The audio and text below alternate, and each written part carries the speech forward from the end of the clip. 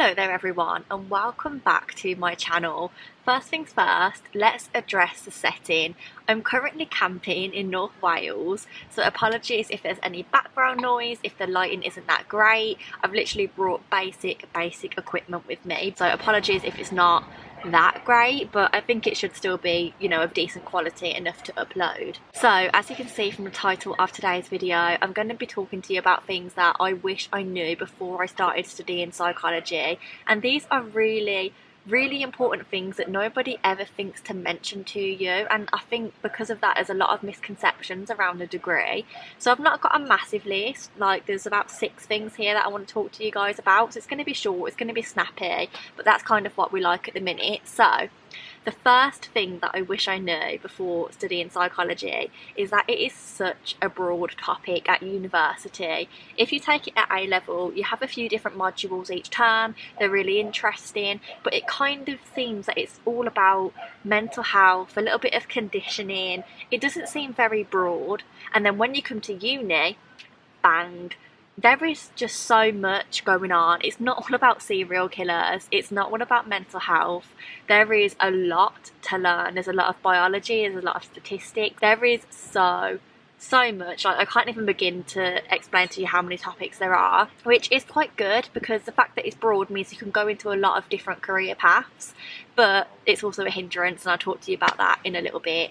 But the main point really being for this first point is, if you're going to uni to study psychology because you think it's all about mental health or serial killers and that's the only thing you're interested in, then this degree probably isn't for you. You should probably look at doing something else. My second point is something that I did actually do, and the reason I'm saying this is because I found it so useful and I know that a lot of my friends didn't, and that is make sure you keep hold of your A-level psychology textbooks. Now I know not everybody does an A-level in psychology, so this is really specific to the people that do, so I do apologise if you aren't taking one, but if you're not, maybe try and get your hands on some for cheap, because they'll definitely be cheaper than the university psychology books.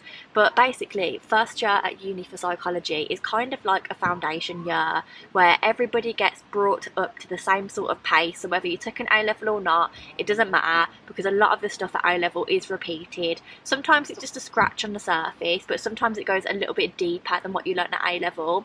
However, I typically found that my A-level books were way better at explaining all of the information that I needed to know. They were a lot more concise, easy to understand, and so I was really happy that I kept mine, because I actually used them more overall than I used the ones that the university recommended to me. So definitely keep hold of your A-level textbooks if you have them. Do not get rid of them just yet. Going into second year you can probably get rid of them, but first year it is definitely worth keeping a hold of them. And the same goes for any little revision cards that you've got, flashcards, anything like that is probably worth keeping a hold of, just in case, you never know. My third point is probably going to be a little bit disappointing to a lot of people, but it's completely down to my experience, and that is, from my course and from my perspective, I don't really think the teaching was that great, and obviously that completely depends on what university you go to and what you sort of make of your experience and how you utilise the resources. I generally found that the teaching was a bit basic and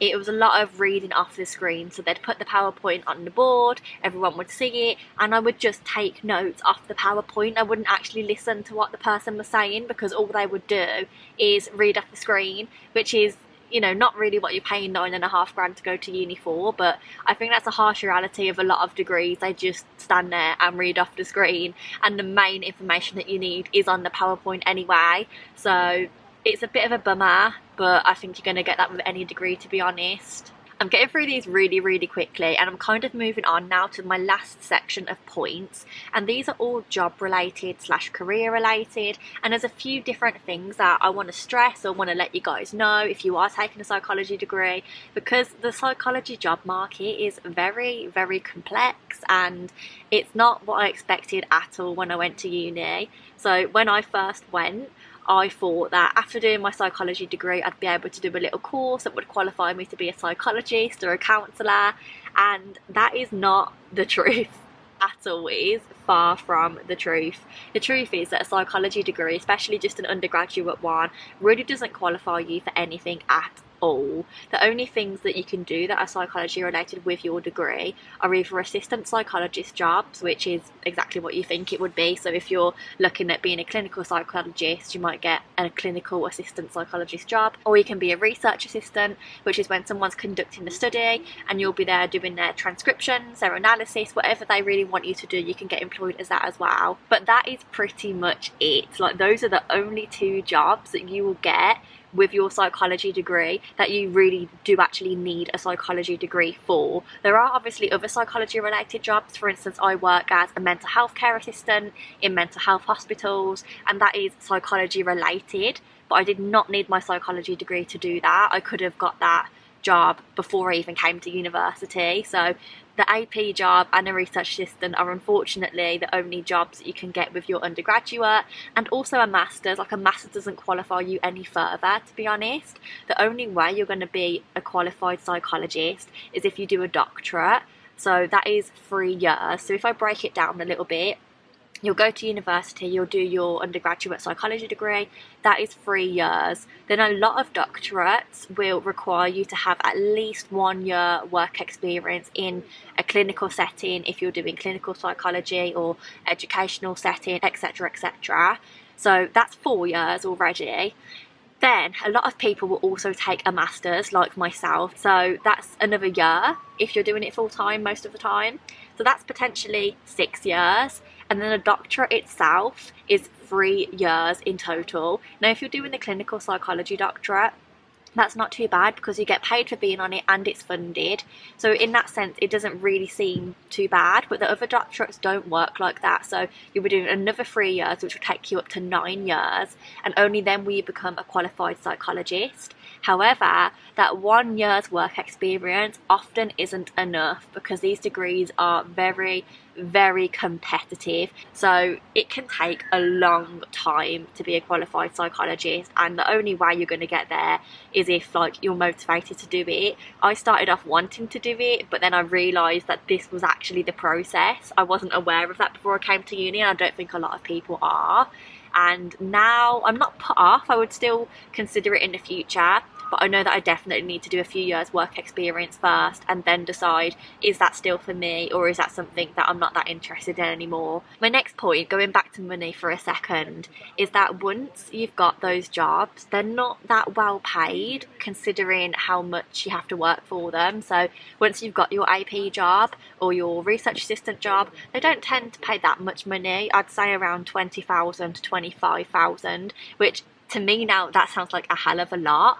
But also you've got to think that I've done 4 years worth of university to get there. A lot of people will do that, and then they're so competitive to get a hold of because there's obviously so many psychology graduates and so little psychology jobs. That to get onto them, people are applying with years of experience in different fields, different settings, and then by the time you actually get there, the money isn't that great in comparison to other jobs where with experience after a few years, you know, your money will go up and up and up. Whereas as a psychology student, for that whole, you know, sort of 7, 8, 9 years where you're waiting to get onto the doctorate, the pay doesn't really reflect how long you've been trying or the work that you've put in. So there's that to bear in mind as well. If you're in it for the money, psychology again probably isn't for you. There are much better high paying degrees that you can be doing if you want the money. And then that kind of brings me on to my last point. I kind of thought these two linked and were fairly similar anyway, and that is, on top of them not paying very well, a lot of assistant psychologist or research assistant posts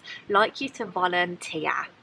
And that doesn't sound too bad. You might be thinking, oh, you know, I could do 1 day a week, 2 days a week. Some of these are full-time positions that are asking you to volunteer to be a part of them, and to actually have the job you will have to volunteer full time. And so it kind of creates a class divide within psychology of people who are better off financial wise obviously are more likely to be able to get assistant psychologist posts and research assistant posts because they can afford to volunteer. It's another thing that makes psychology really tough to get into and really like draining and tiring to think about, to be honest. But yeah, there's that. And I just want to quickly put out there, I should have said this at the start really, this video is in no means me sitting here trying to put you off from doing psychology. I'm a psychology graduate myself. I've got my undergraduate and my master's, and I probably wouldn't have changed anything because it's led me down the path to where I am now. I'm quite happy with where I am now, but I am aware that I could have achieved my goals and got places a little bit quicker if I didn't do a psychology undergraduate. But yeah, I'm not trying to put anybody off. I'm just trying to lay out the points that I really wish that my psychology teacher would have sat me down at A-level and said, look, you're looking at applying to psychology, just to let you know, it's going to be a long ride. You're not going to be rich, and do you know what I mean? Like, you might not be in the working environment that you want to be in. Like, I was really interested in working in mental health. That's why I took psychology. And I've only recently got my job in mental health. I've done a bit of volunteering before that. Well, quite a lot of volunteering before that. And it just takes a lot, you know. So, as I said, I'm not trying to put anybody off. I'm just saying you have to be passionate about it. You've got to be willing to wait for what you want and work for what you want. And it's not an easy ride, and it's not an easy degree, so just bear that in mind if you are taking it. I feel like I'm getting a bit repetitive now, so I'm going to bring this video to a close. I really hope you enjoyed it. If you're watching this and you're a fellow psychology student and you think I've missed off any points that are important for people to know, please comment them down below. It could be a little space where we share ideas and useful tips and tricks for any new psychology students or people who are interested in the topic. And yeah, thank you very much for watching this video. If you made it all the way to the end, congratulations. Please don't forget to like, comment and subscribe down below, ready for my next video. Also hit the notification bell so you don't miss out on my next upload. And other than that, I look forward to seeing you all very soon in my next video. Goodbye.